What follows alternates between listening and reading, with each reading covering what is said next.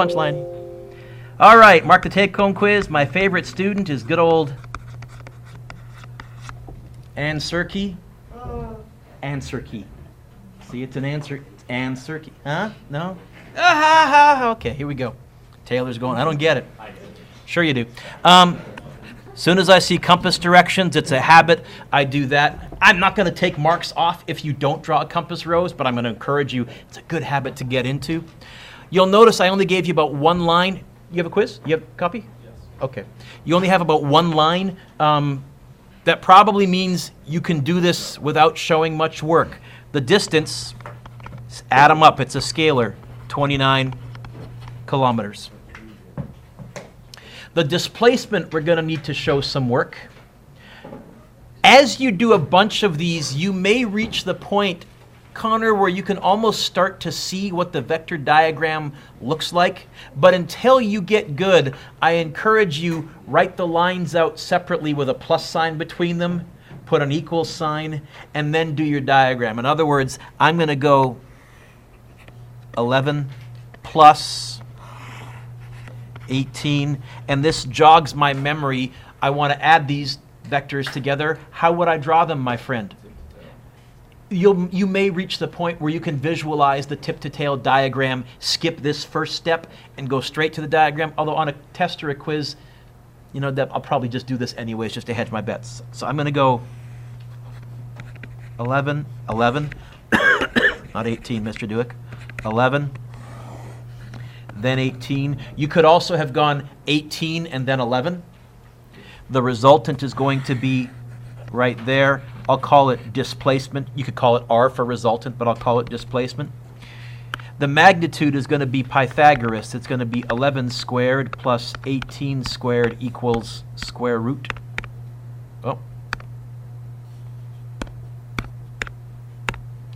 21.1, I would take. 21, I would take. So 2 or 3 sig figs.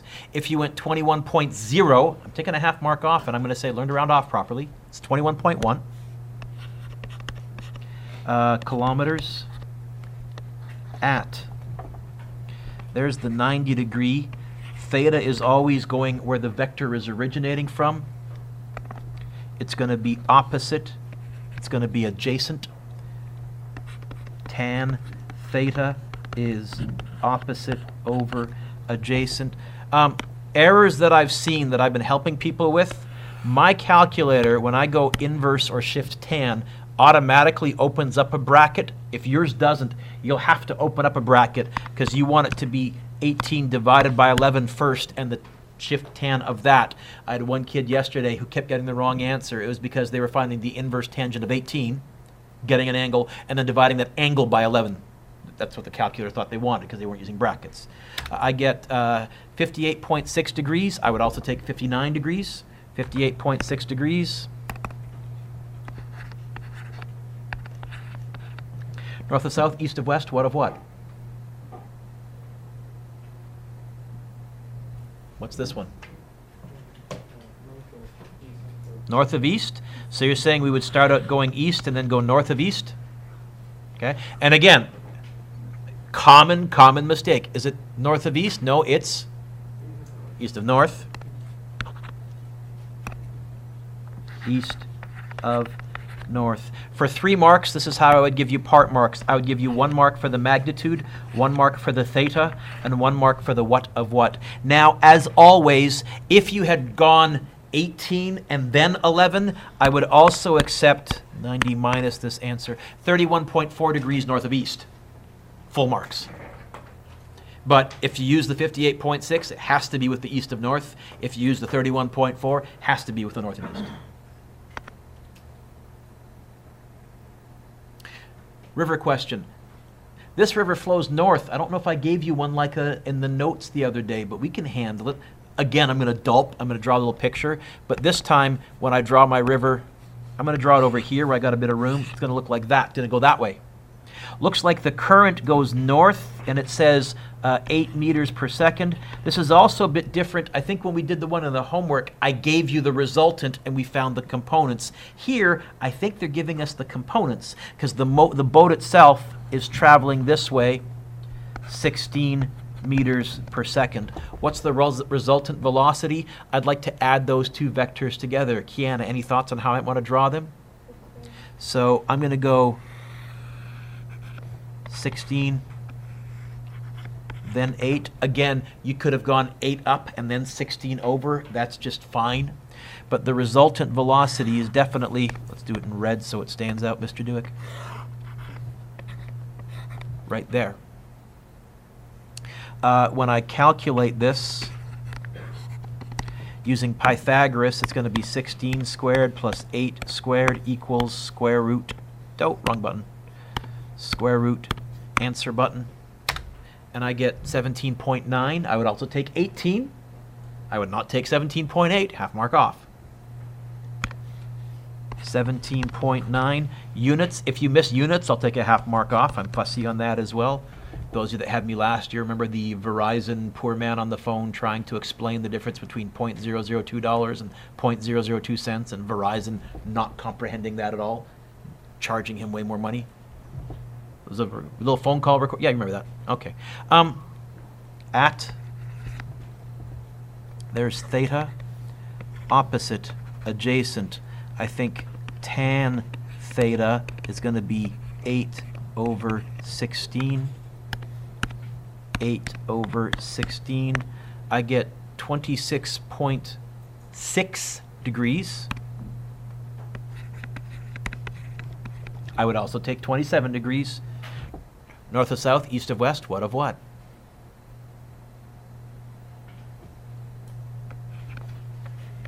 What's that one? Some combination of east and north. That's north of east. As before, 1 mark, 1 mark, 1 mark. As before, I would also accept 90 minus that, 63.4 degrees east of north. That just means you drew the 11 and then the 16. Or sorry, the 8 and then the 16. It's fine. B, if the river is that wide, how long does it take the motorboat to reach the other side? Okay, I'm going to draw that in. It looks like they've given me that distance there, which in my diagram is horizontal. Which velocity am I going to use? Horizontal, the 16, not the slanty and not the vertical. I told you the other day that when we're doing applications of vectors, we'll assume A is 0, so I can just go like this. dx equals vxt plus 1/2 at squared. Wait a minute, I said A was 0, so we can just go with that. So it's going to be 17.9, no, 16 times 155.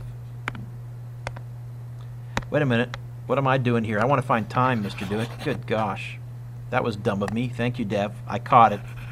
Brain cramp there. I was reading C for some reason in my mind. I want to get the T by itself, which is going to be D over V.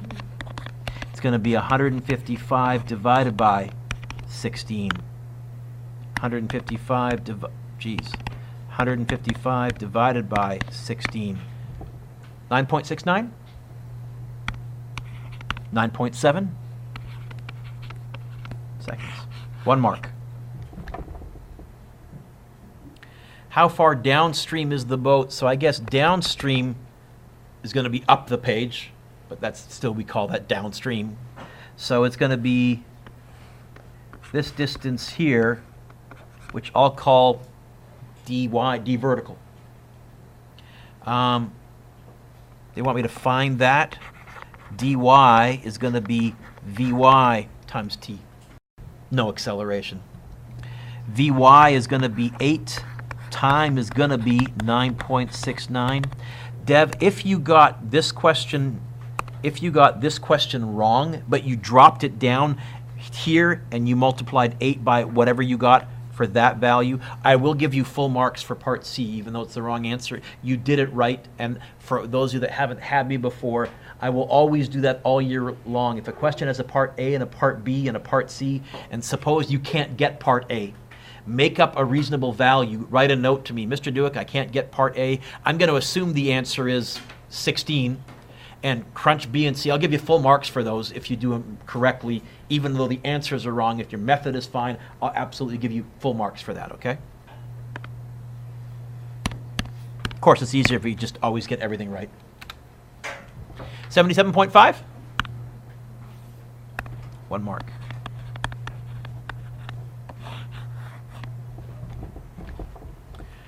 Turn the page. 77.5? And it was meters, yeah, meters. I've turned the page. I see compass directions. I'll do that. A force of 150 newtons pushes 67 degrees west of north. West of what? North. West of what? North. West of what? North. I'm going to draw a dotted line north, and I'm going to leave myself enough room to go west. So instead of drawing my dotted line right here and running out of room and running into the margin, I already kind of visualized this a bit, Devin. I said, okay, north, go back to the beginning, go up about a centimeter, west of north. How many degrees? 67 degrees. How long is this vector here? 140. That's a little sloppy. It looks like I'm chopping the arrow off. Let's see if I can do it a bit better. 140. Wants me to find the horizontal and vertical components of this vector. By the way, really this isn't horizontal or vertical. This is north, south, and east-west components, but we'll use them interchangeably. So this is going to be my Fy. It's a force, yeah, newtons. This is going to be my Fx. Did I draw the horizontal first this time, or did I draw the vertical first this time? M. I can't use my dumb signs. I don't think that's going to work. I'm going to have to do the trig. I can still always use of cositas, though, because if one is one thing, the other will be the other thing. So I'm going to find Fy first, and sure enough, it's adjacent and hypotenuse, and right away I think, yeah, it's not sine, this time it's cos. Cos 67 equals adjacent over hypotenuse. So Fy is going to be 140 times the cos of 67. Do you get 54.7? Yep.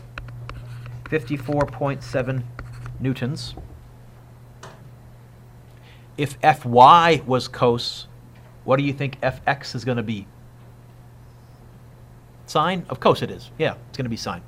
So if I really wanted to, I could go straight to saying, hey, I can just backspace and edit and change this to sine. And if you wrote it out the long way, that's also fine, Brisa. 129? Yes? No? Yeah. Okay. How many marks was this worth? 2? How many things did we find? 2? You're saying 1 mark each? Sure, that works for me. 1 mark. 1 mark. Most common mistake? Kids use sine when they should use cos. Kids use cos when they should use sine. Don't do that. Yeah. They're vertical and horizontal. Now, if you said north, I'm fine with that. And if you said west, I'm fine with that. Typically for components, because they're vertical and horizontal, the directions are kind of implied with the x and the y, but sure. Last one. No, second last one. Sled is being pulled along the ground with a rope. The rope makes an angle with the ground. Okay, so this time if I draw this, it's going to be 72 degrees. Looks like the rope is kind of like that. 117 newtons, and it wants me to find the horizontal and vertical components. Okay. There's the horizontal. There's the vertical. I drew Fx first. I think I can use my shortcut. I'm willing to bet that Fy will be sine, but I'll convince myself. Hypotenuse, opposite. Yeah, there it is, O and H. So, sine of 72 is going to be Fy over 117. Fy is going to be 117 sine of 72. Do you get 111.3? Oh, 111. 3 sig figs. That's 3 sig figs. Units, newtons. Rick, here, direction up, not really north. North is not that way. North is that way. So if you said north, I wouldn't take a mark off or a half mark off, but I would just say to you, I'm pretty sure pointing at the ceiling is not north. We're in a three-dimensional world now. If Fy was sine, which trig function do you think Fx is going to be? Of course it is. In the interest of time, I'm going to go straight to the answer, if that's okay, because I can see you all getting a little restless. 36.2 newtons. Connor L., how many things did we find? 2. How many marks was this worth? 2. 1 mark each, you think? Yeah. Sounds good to me. Last one. This is the same question as number 4, except instead of saying horizontal and vertical, I said east-west and north-south, which is horizontal and vertical. Got to draw this. Hiker walks 65 degrees south of east. South of what? East. South of what? East. South of what? East. So I'm going to start out going east. I'm going to go south of east. Yonk. 65 degrees. It's going to look an awful lot like that.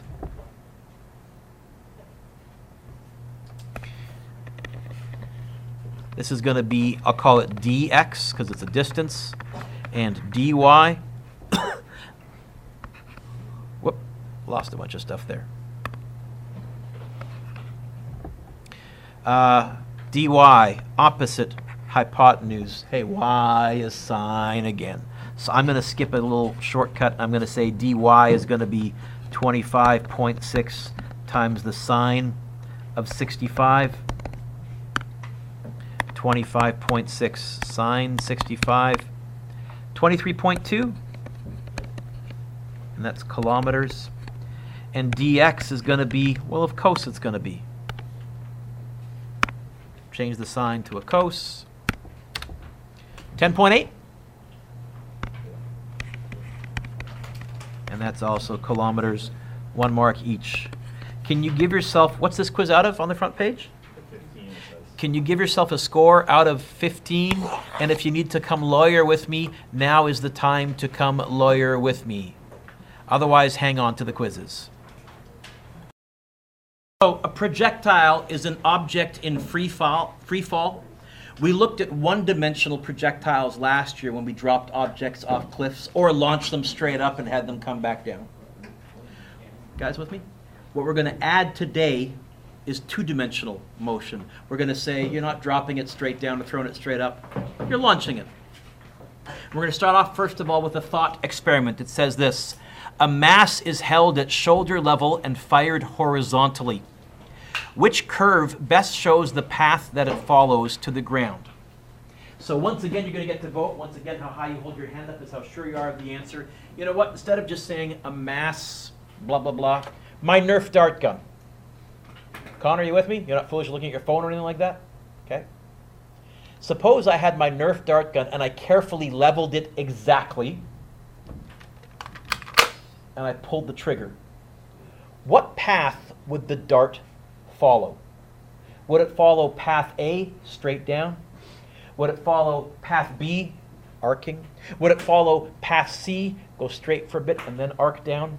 Or would it follow path D, go straight and then go straight down? You're going to vote. How high you hold your hand up is how sure you are of the answer. Who says, Mr. Dewick, A, it's going to drop straight down, straight down, straight down? No one. Okay. Who says B, Mr. Dewick, B? One. Was that a hand up, or was that just adjusting? Because that could have been a hand up. No? Okay. Because sometimes kids will do that. Who says C?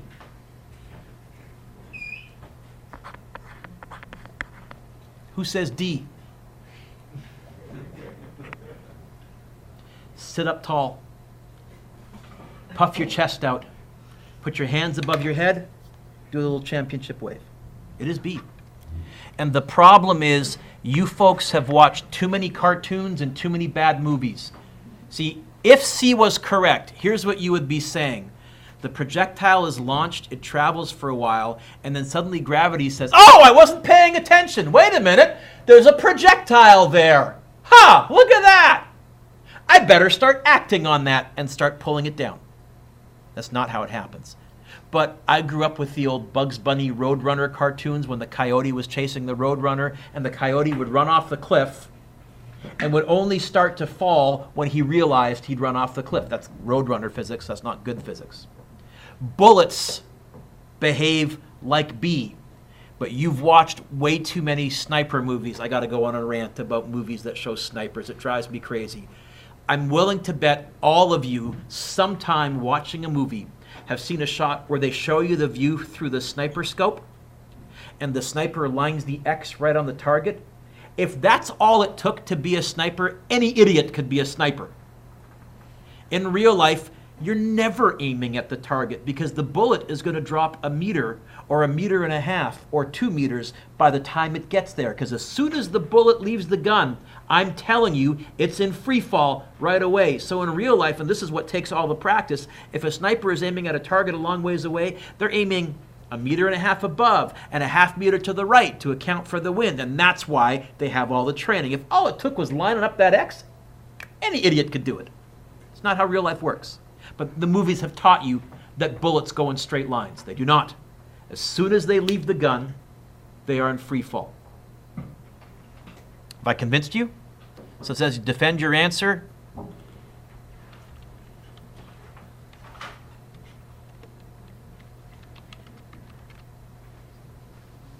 Gravity acts instantaneously, right away.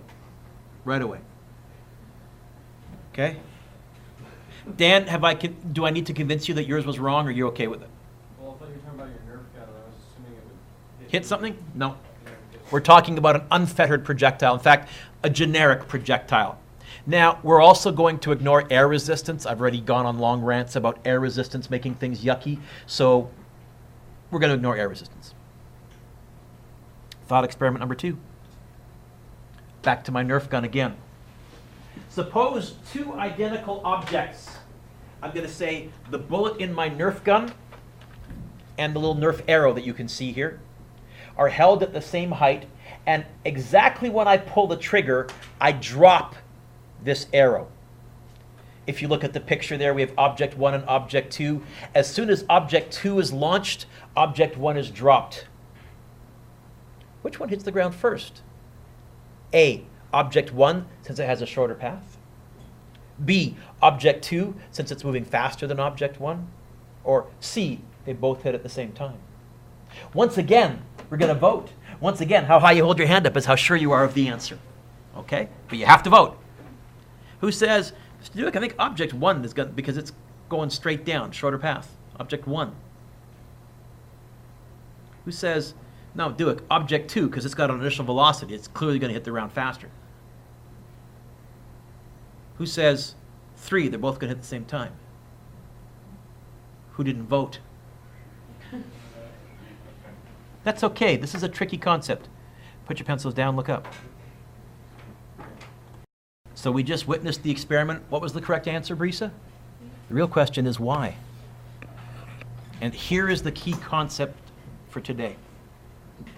For any projectile, whatever's happening horizontally is completely independent of what's happening vertically.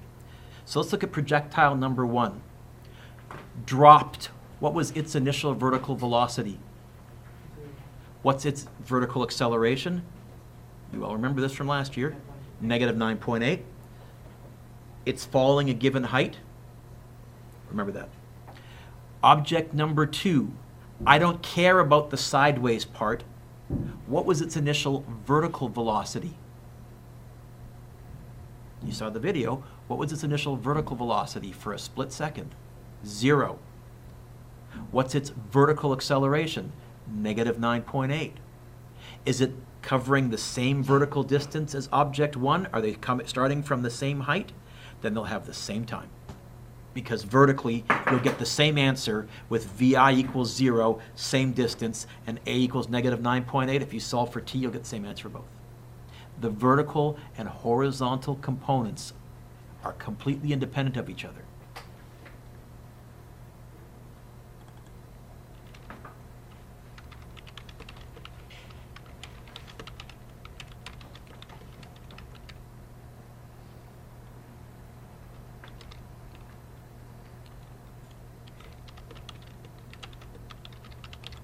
Both have same vertical motion, so same time.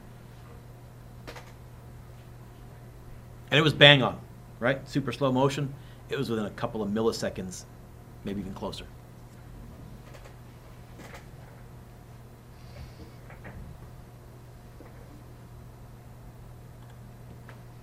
So what I said in this paragraph here, and I'm going to repeat myself because it's important.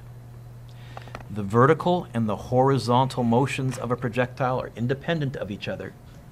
What happens horizontally does not affect what happens vertically. What that also means, Devin, is this. Don't you dare put a horizontal value into a vertical equation. And Taylor, don't you dare put a vertical value into a horizontal equation, because now you've just violated the laws of physics. In this demonstration, both masses have the same vertical motion, same vertical distance, same initial vertical velocity, same vertical acceleration. They're going to hit the same time. Key idea number 2. What's the horizontal acceleration of any projectile? The vertical acceleration you already know from last year. When you're in free fall, what's your vertical acceleration? Everybody, negative? Okay. What about horizontally? A for acceleration, X for horizontal is 0. And this is a tricky one to wrap your brain around. If we ignore air resistance, no forces acting horizontally, and if there's no forces acting horizontally, your acceleration is 0. Watch. I'll prove it to you. Turn the page. The horizontal acceleration is 0, and this bugs kids. Emily, it actually makes the questions way easier, but I've lost track of how often kids write AX equals negative 9.8 because they want there to be an accelerator. Something's got to be there. Something is there. It's a 0. It's a very lovely number. It's between -1 and +1. It's nothing. It's much nicer. If we took a strobe photo of launching an object horizontally off of a cliff, you would notice each of the horizontal distances would be exactly the same length. Why? Because there's no horizontal acceleration. So you're going to travel the same distance each time. What will change, Brisa, is the vertical distance that you fall, the vertical distance that you fall, the vertical distance. Why? Because vertically, there is an acceleration. And that explains why you get that curvy path that gets steeper and steeper and steeper. The parabola.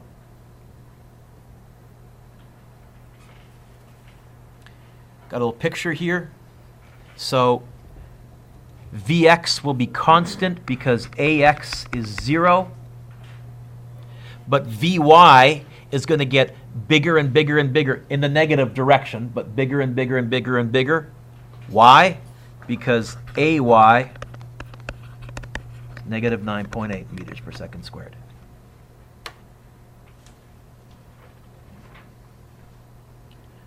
Now put your pencils down, look at it.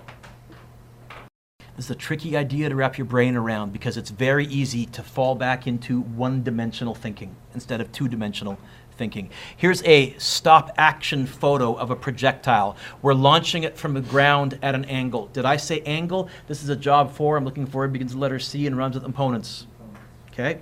So I've done that for you already. Here's my slanty velocity right here. But I don't think of it that way. Right away, I think of it as having a horizontal component.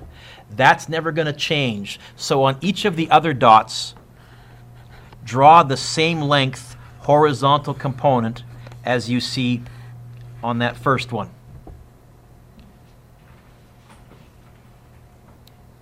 Label the first dot with a Vx on the bottom underneath, but trust me, label the next ones with a Vx on the top above the arrow. You'll see why in a second. That horizontal component, Rick, is not going to change. What's going to change? The vertical component. Right when you launch, the vertical component is at its maximum, right there. But as you go up, what happens to your vertical speed? Do you speed up, slow down, or stay the same on the way up? Slow down. So draw here a smaller vertical component, call that Vy. And can you see what the resultant right there would be if I added those tip to tail? It'd be kind of less slanty, but still slanty.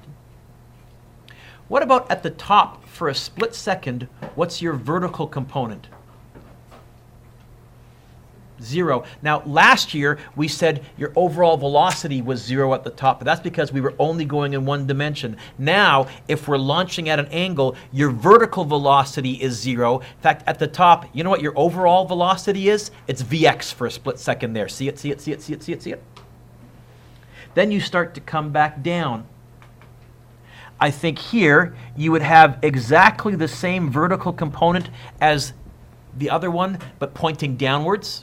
Because when you reach the same height, what goes up must come down. You'll be going at the same speed again.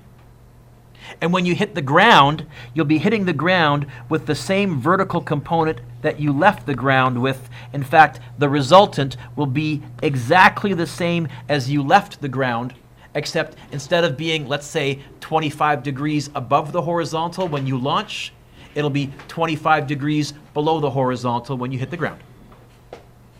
But if this was 9 meters per second, this will hit the ground at 9 meters per second, and you would find these two components' magnitude were identical to these two components' magnitude. Why? What goes up must come down.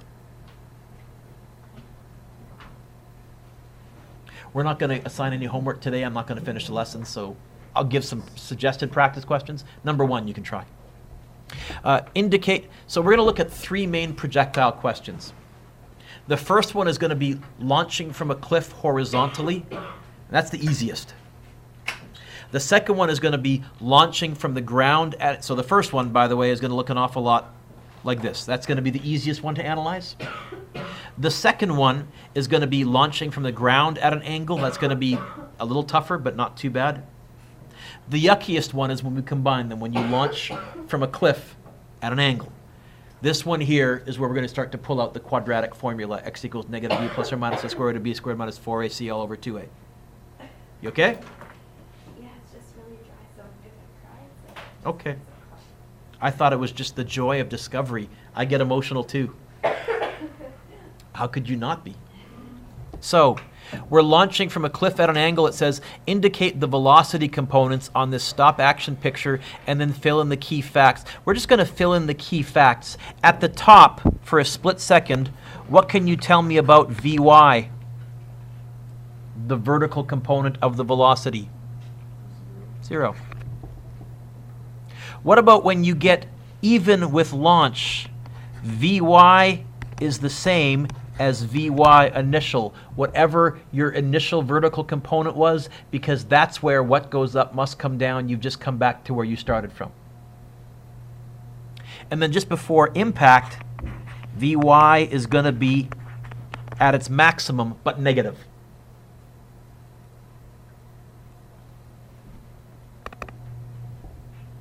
For all of these, though, Vx is going to be constant. Vx is going to be constant.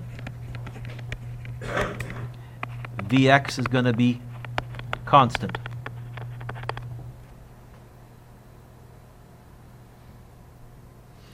Why? So you ready? Here's our little summary. Horizontal speed is constant because the horizontal acceleration is... This was the key idea in a box on the previous page. So I don't want to write out the horizontal acceleration is 0. So Bryce, if it's okay with you, because AX is 0, I'll use X and Y for horizontal and vertical. Is the vertical speed constant? No, no. What's the opposite of constant? Also begins with letter C. CH. Changing. Why? Because AY equals, and you probably remember this number from last year. What was the vertical acceleration due to gravity? Got to be fussy, not 9.8. We're back in vector land, negative 9.8 meters per second squared. Last thing, horizontal and vertical motions are independent. And what I mean by that, don't you dare put a horizontal into a vertical. Don't you dare put a vertical into a horizontal. Don't do that. It's going to be by far the most common error. I'm going to have to lovingly kind of beat that out of you. Let's analyze something. So, I like example 7. I like example 7. Example 7 is a nice question. For the benefit of my new students, why would I say that? Did you hear me say it's going to be on the test? Or you just notice when your teacher tended to emphasize certain questions? So I like this question, I like this question, I like this question. Got the hint? Yeah? This is a cliff horizontally. Classic question. Okay? I've tried to give you a couple of triggers this year. One of the triggers that I've given you has been, did I say angles is a job for components? Here's your next trigger. Is this a projectile? Everybody say yes. This is a job for a T-table. What do I mean by a T-table? A table with a capital T where one side is horizontal, one side is vertical. I'm going to write that out as my starting point right away. And I can always add two things right away. I can tell you in my T-table what AX is. Help me out. Yep. And AY is, help me out. I can't call those no-brainers because you have to know some physics to write those. But now that I've taught you this, I'm going to say those are going to be our T-table no-brainers. Do that. The rest we customize based on the question, looking at the diagram. Look at the picture. Look at the picture. What's your initial horizontal velocity looking at the picture? I've heard 20. I've heard 0. Which one's right? 20? Yes? Horizontal, 20. I'm going to put an X here, 20. I'm going to put a Y here. What's your initial vertical velocity? And this is the tricky one that kids have to really reason their way towards. It's so easy that it's tough. When you leave the cliff for a split second, what's your initial vertical velocity? Yeah, it's 0, because you haven't quite started falling yet right for a split second. That bugs kids. People want to put the 20 there because it's initial. Don't put a horizontal into a vertical. Don't put a vertical into a horizontal. Alex, how many things do I have here? Alec. How many things do I have here? How many things do I have filled in here? How many things do I have filled in here? Not enough. You need 3 things to find the 4th. They will always give you one more piece of information. And whatever column, vertical or horizontal, that piece of information goes, determines whether you solve this vertically or horizontally. Can you stop with the pen, please? Yes. Thank you. By the way, what have they asked me to find in this question? Flight time and range. Flight time and range. Usually I'll just say find the range, but do you know what you're going to spend most of your time finding? Time. Okay? Now, what else have they given me? What else is in the picture that I haven't used yet? The 50. That 50, is it vertical or horizontal?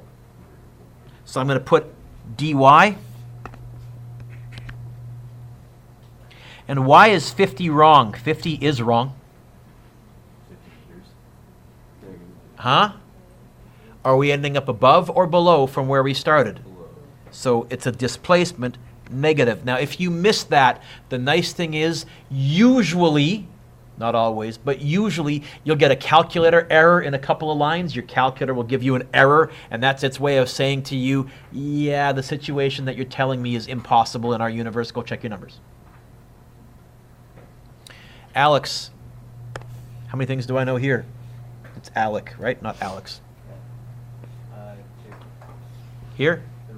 I'm going to solve for time vertically. So in the vertical column, let's write down t equals question mark.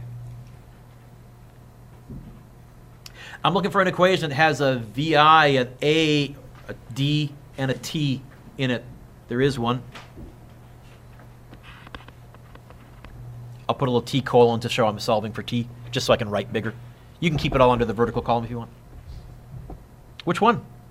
Which equation?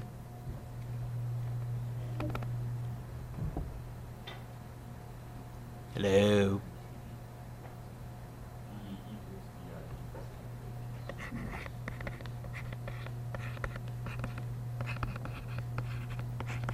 But Bryce, do me a favor.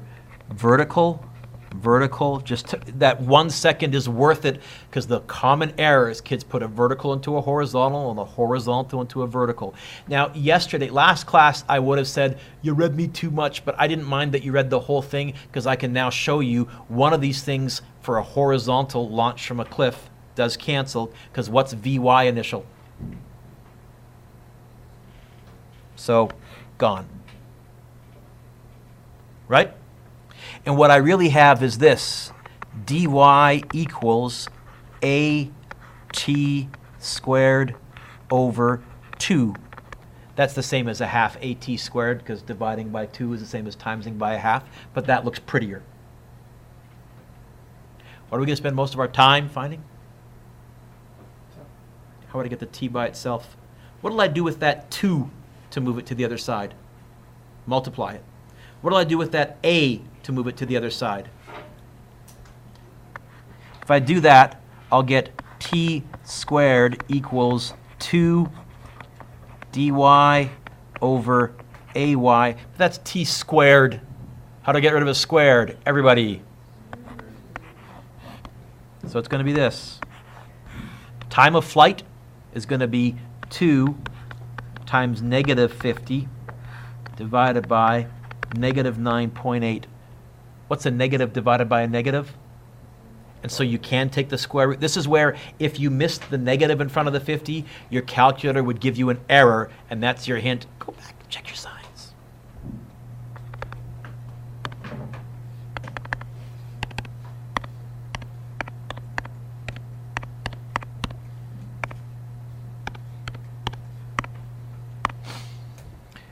.194 blah. I'm going to carry some extra sig figs. I'm going to write 3.1944. And then since this is also an answer that they wanted me to find, now I'll go to 3 sig figs. I'll write 3.19 seconds.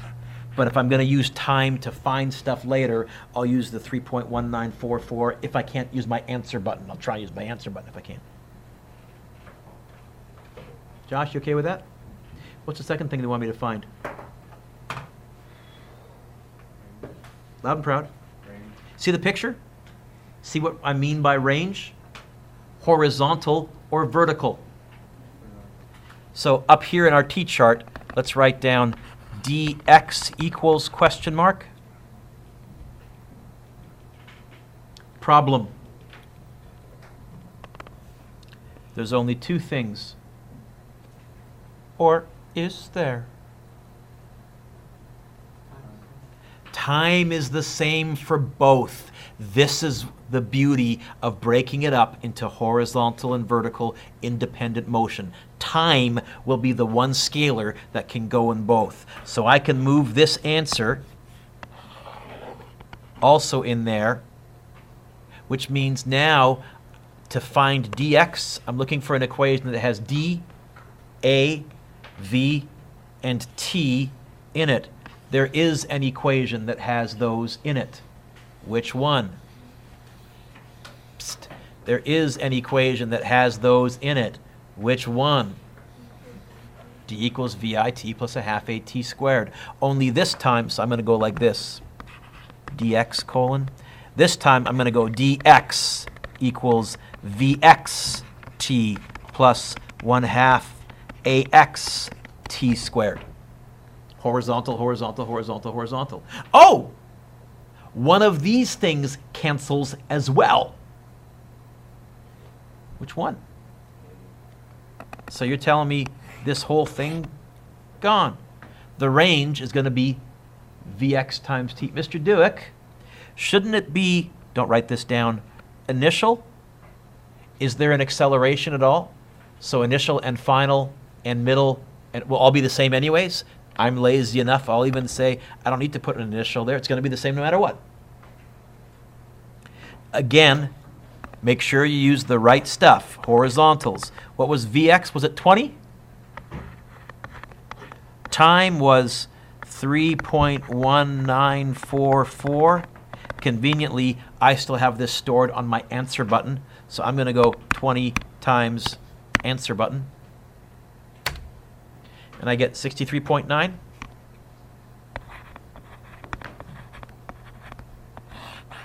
And this is how we'll handle projectiles off of a cliff. There's really two types of questions. Either I'm going to give you the vertical displacement and say find the range, or I'll give you the horizontal range. I'll give you dx, which makes it even easier to find t, and use that to find the height.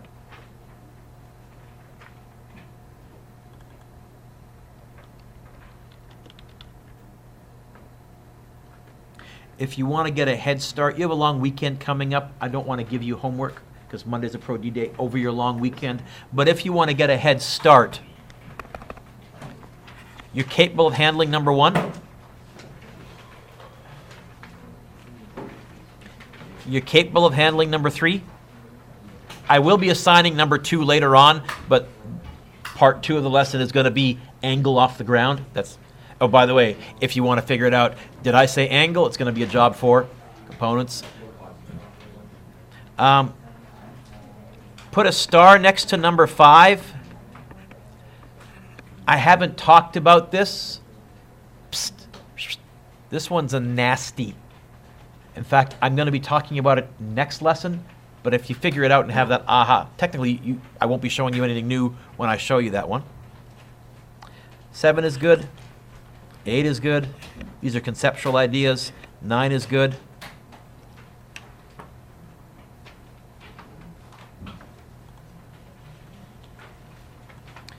One more thing. From the ultimate review, you are now capable of doing, if you want to get a head start, those questions, 2, 6, 11, 14, 18, 25, 29. You do not have to. A good habit is if I tell you which questions you're able to do, get your review out and circle those ones or something like that, and then you're good. It's about 5 minutes left. Try number 1. I'm going to freeze the screen.